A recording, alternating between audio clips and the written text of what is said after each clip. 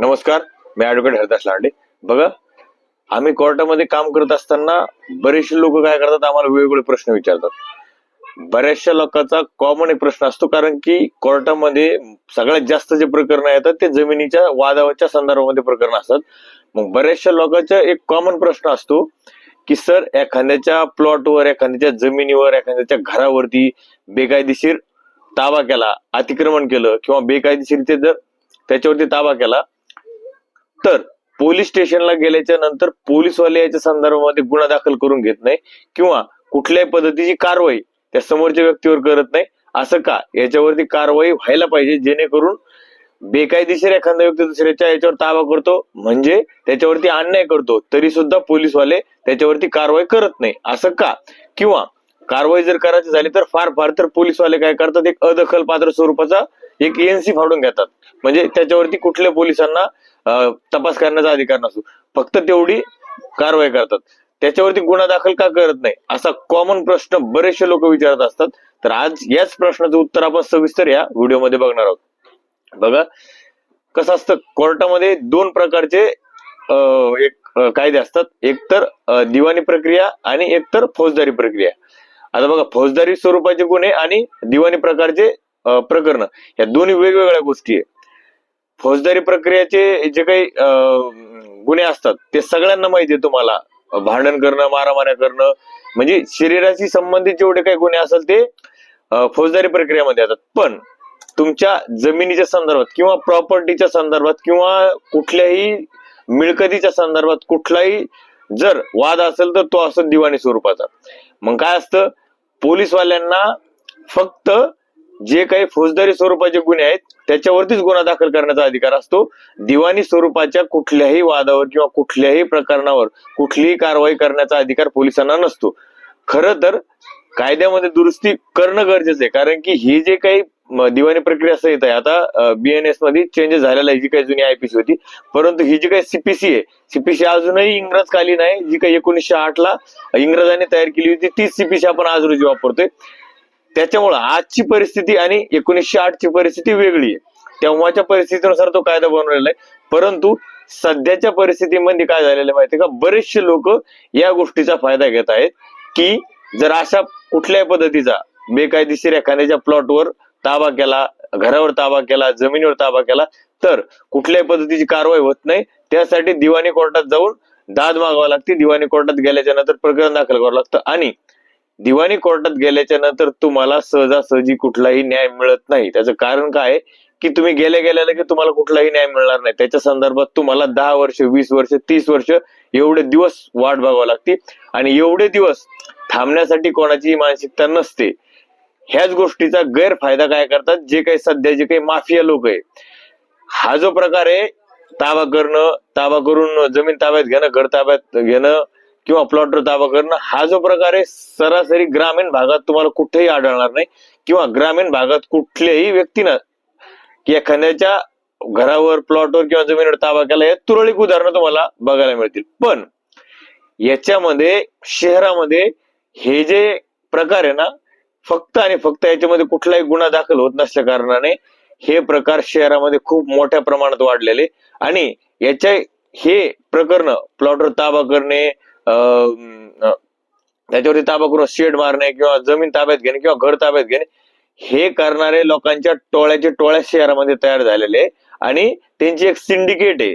त्यांचं तेच काम आहे, कुठला प्लॉट खाली दिसला सिटीमध्ये त्या प्लॉटवर जाऊन कब्जा करायचा आणि नंतर मूळ मालकाच्या संदर्भात आल्यानंतर त्याच्यासोबत भांडण करायचं आणि मूळ मालक कोर्टात गेल्याच्या नंतर आता मूळ मालकाला कोर्टामध्ये 10-10, 20-20 वर्ष भांडणं शक्य होत नाही आणि हे गोष्टीचा गैरफायदा घेऊन ह्या टोळ्या काय करतात, त्यांच्यासोबत कॉम्प्रोमाइजच्या उद्देशानं अशा पद्धतीचं अतिक्रमण किंवा अशा पद्धतीचे प्लॉट ताब्यात घेतात. ही परिस्थिती संपूर्ण राज्यभरामध्ये प्रॉपर्टीवर ताबा करणाऱ्यांची टोळी शहरामध्ये सक्रिय आहे आणि असे कितीतरी मॅटर कोर्टामध्ये येतात. नंतर मूळ मालकाला माघार घेऊन त्याची प्रॉपर्टी त्यांना घेण्यासाठी त्या टोळ्यांसोबत त्यांच्यासोबत कॉम्प्रोमाइज करावं लागतं आणि लाखो रुपये त्यांना द्यावा लागतात त्यांचा ताबा काढून घेण्यासाठी, कारण की पोलीस स्टेशनला गेल्याच्या नंतर त्याच्यावर गुन्हा दाखल होत नाही.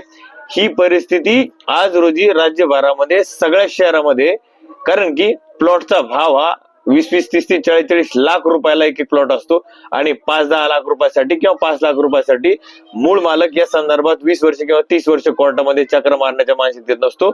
तो काय करतो, सरस त्यांच्यासोबत कॉम्प्रोमाइज करतो आणि त्यांना पैसे देऊन मोकळं होतो आणि नंतर तो प्लॉट विकून टाकतो. कारण की त्याच्या वस्तू मुळामध्ये बऱ्याचशा वेळेस म्हटलं जातं की जर जमीन किंवा प्रॉपर्टी किंवा आणि बायको या जर तुम्हाला सांभाळणं होत नसेल ना, तुम्ही त्या गोष्टी घेऊ नये किंवा करू नये, अशी बरेचसे लोक आपल्याला जुने लोक म्हणताना आढळतात की ह्या गोष्टी जर तुमच्या सांभाळणं होत नसेल तर तुम्ही त्या घेऊ नये.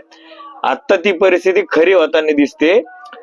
ह्या गोष्टी जर सांभाळणं होत नसलं तर तुम्ही घेऊ नका. जर तुमचा प्लॉट एखाद्या ठिकाणी आहे, तुम्ही बाहेर ठिकाणी राहतात, 10-15 दिवस किंवा महिना 2 महिने तुमच्या जर प्लॉटवर तुम्ही गेले नाही, एखादा प्लॉट तुम्ही सिटीच्या ठिकाणी किंवा शहराच्या ठिकाणी घेतला, जर तुम्ही तिथे गेले नाही, तर ह्या ज्या टोळ्या आहेत, या काही जे सिंडिकेट काम करतात सिटीमध्ये, त्यांचं तेच काम असतं की सिटीमध्ये कोणाच्या प्रॉपर्टी कुठं खाली आहे, कुठं प्लॉट खाली दिसतात, त्याच्यावरती जाऊन ताबा करणं, त्याच्यावरती शेड मारणं आणि नंतर त्याला दिवाणी कोर्टामध्ये डिस्प्यूट तयार करणं. कधी कधी डुप्लिकेट किंवा फ्रॉड कागदपत्र तयार करण्यापर्यंत त्यांची मजल जाते आणि अशा परिस्थितीमध्ये मूळ मालकाला माघार घेतल्याशिवाय गत नसते. कारण की त्यांनी त्या प्लॉट मध्ये त्याच्या आयुष्याची संपूर्ण कमाई तो प्लॉट खरेदी करण्यामध्ये लावलेली असते आणि तो त्या प्रॉपर्टीवर अशा गुंड लोकांनी ताबा केल्यामुळे तो त्यांच्यासोबत भांडण करू शकत नाही किंवा त्यांच्यासोबत खेटण्याची त्याची तयारी नसते किंवा त्याची तेवढी ताकदही नसते. अशा परिस्थितीमध्ये त्याला त्याच्यासोबत कॉम्प्रोमाइज केल्याशिवाय पर्याय नाही. ही सगळीकडे परिस्थिती आहे. त्याच्यामुळं जी काही सध्या परिस्थिती आहे की अशा स्वरूपात गुन्हा दाखल होत नाही, तर नक्कीच याच्यामध्ये सुद्धा जे काही हे असे प्रकार घडतायत याच्यामध्ये सुद्धा गुन्हा दाखल करण्याची तरतूद कायद्यामध्ये करणं गरजेचं आहे. कारण की असे बरेचसे प्रकार राज्यभरामध्ये घडतात. जर लोकांना जर अशा पद्धतीने जर न्याय मिळत नसेल आणि त्यांच्या तोंडातला घास जर एखादा व्यक्ती जर ताबा करण्याच्या माध्यमातून किंवा अतिक्रमण करण्याच्या माध्यमातून किंवा बेकायदेशीर त्याच्यावरती कब्जा करण्याच्या उद्देशानं प्रॉपर्टी जर हडपत असेल आणि त्याला जर सर्वसामान्य लोक काही करत नसेल आणि दिवाणी कोर्टामध्ये दाव्याचे 10-20 वर्ष निकाल लागत नसेल, तर त्यांच्यावरती झालेला हा सगळ्यात मोठा अन्याय. त्याच्यामुळं ज्या पद्धतीनं बाकीच्या फौजदारी स्वरूप आहे बाकीच्या गुन्ह्यांना, जे काही शरीराच्या संदर्भात आहे, तशाच स्वरूपात जर अशा मोजक्या जे काही कब्जाच्या संदर्भात किंवा अतिक्रमणाच्या संदर्भात किंवा बेकायदेशीर प्रॉपर्टी हडपच्या संदर्भात याच्यामध्ये तात्काळ गुन्हा दाखल करणं किंवा मूळ तिथं प्रत्यक्ष जाणं, ती प्रॉपर्टी मुळात कोणाच्या ताब्यात होती, कधीपासून होती, या सगळ्या गोष्टीची खातरजमा करून ती प्रॉपर्टी तात्काळ त्या व्यक्तीच्या किंवा त्या ज्या मूळ मालकाच्या ताब्यामध्ये देणं, हे कायद्यामध्ये तरतूद करणं आता गरजेची होणार आहे किंवा गरज झालेली आहे आजच्या परिस्थितीमध्ये, जे प्रकरण सध्या कोर्टामध्ये चालतात. त्याच्यामुळं ह्या व्हिडिओमध्ये फक्त तुमच्या मनातले जे काही प्रश्न होते, जे काही लोकांना जे आम्हाला लोक विचारतात प्रश्न की जर असं झाल्याच्या नंतर काय करतात, नाविलाजानं आम्हाला त्यांना सांगावं लागतं की तुम्हाला त्याचा ताबा काढण्यासाठी आता पोलीस स्टेशनकडे जायची गरज नाही किंवा पोलीस स्टेशन मध्ये गेले तरी तुमचा काही फायदा नाही. तुम्ही SP ऑफिसला गेले, पोलीस स्टेशनला गेले, कलेक्टर ऑफिसला गेले, कुठलाही फायदा तुम्हाला होणार नाही. तुम्हाला दिवाणी कोर्टामध्ये दावा दाखल करावा लागेल आणि तो दावा किती दिवस चालेल याची गॅरंटी किंवा याचा निकाल कधी लागेल याची गॅरंटी आम्ही तुम्हाला देऊ शकत नाही. त्यामुळे तुम्ही याच्यामध्ये काहीतरी वेगळा पर्याय शोधा. अशा पद्धतीचा नाविलाजानं आम्हाला सल्ला पक्षकाराला द्यावा लागतोय.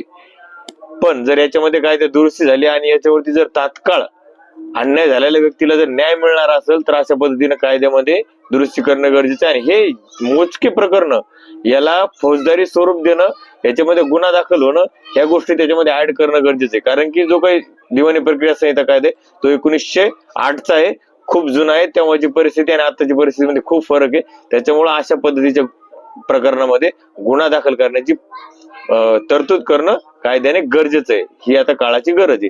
हेच या व्हिडिओच्या माध्यमातून सांगायचंय. बघा, आज जर तुम्हाला माहिती आवडली असेल, जर तुम्ही अजूनही चॅनलला सबस्क्राईब केलं तर पहिले चॅनलला सबस्क्राईब करा. जास्तीत जास्त लोकांपर्यंत, जास्तीत जास्त शेतकऱ्यांपर्यंत हा व्हिडिओ पोहोचवा. धन्यवाद.